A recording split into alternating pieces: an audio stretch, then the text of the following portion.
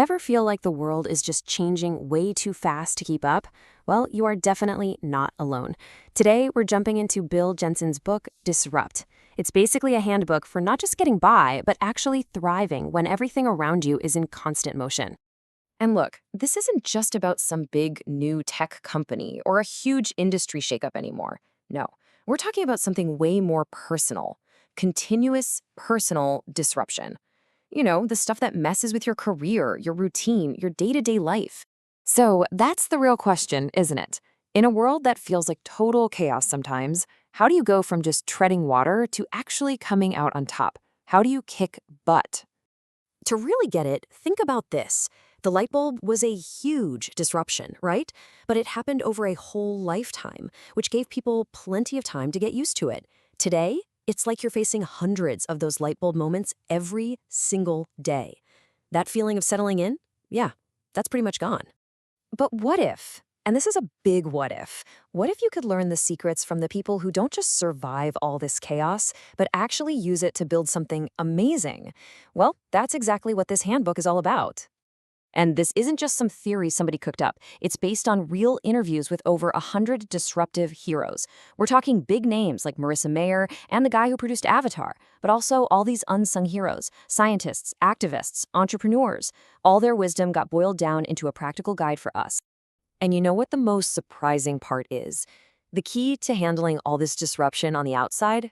Well, it's not about business plans or market strategies. Turns out, the real masterclass is a journey inward. It's about finding the courage and the right mindset that you already have inside you.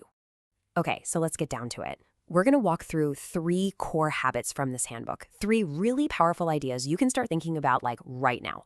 All right, habit number 1. This is the foundation for everything else, and it's simple. Question everything.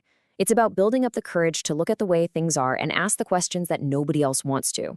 This quote here is from Jamie Haywood. His brother was diagnosed with ALS, and Jamie just refused to accept the way the healthcare system worked. He asked this radical question that nobody was asking, and it led to patients like me, which completely changed how medical data is shared. It's just such a powerful reminder that the rules we live by, they're not set in stone. They're just history, and history can be rewritten. So how do you actually do this? Well, the key is to always respect the people, but question the systems, the processes, everything else. You can start with simple questions like what if, or just why. But honestly, the real secret, it starts with questioning yourself and your own assumptions first. That's the move that takes you from just reacting to the world to actually shaping it. Now, questioning things is the start, but it's not enough. That brings us to habit number 2, which is all about having the audacity to actually do something about it, to be bold, even aggressive with your ideas. This comes from Alec Ross. Now, his job was to bring innovation to the State Department, a 200-year-old bureaucracy. I mean, can you imagine? In a place built to resist change, he knew that quiet, timid ideas were just going to die. Audacity wasn't just a nice to have. It was the only way to get anything done. And the book gives this awesome, kind of quirky way to get started. First, you write down every single excuse you have for not being bold. Then, and I love this, you give them a Viking's funeral. Literally burn the list.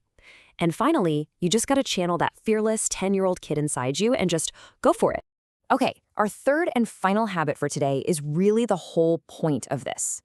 In the book's own words, it's to do epic shit. See, this isn't just about shaking things up for fun. It's about taking all that disruptive energy and channeling it into becoming the absolute best in the world at what you do. And this slide just nails what epic really means. It's not about being huge, it's about the impact. On one side, you have Vishen Lakhiani, who wants to build the best workplace on the planet. Huge goal. But on the other, you have Mike the mailman at Penn State. His world is that campus, and his epic goal is to be the best part of a student's day. See, both are epic. They're aiming to be the best in their world.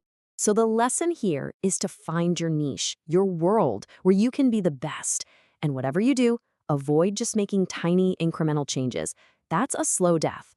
Remember that every epic journey, no matter how big, starts with one small step, right where you are in your own sphere of influence. So as we start to wrap this up, the most important thing to remember is this. This book isn't something you're supposed to read from start to finish. It's a user's manual, and you're the user. So please don't try to do all 25 habits at once. That's not the point. Your mission, should you choose to accept it, is to find just a few that really speak to you. The ones that get you excited, maybe even the ones that scare you a little bit. That combination, that's your personalized handbook.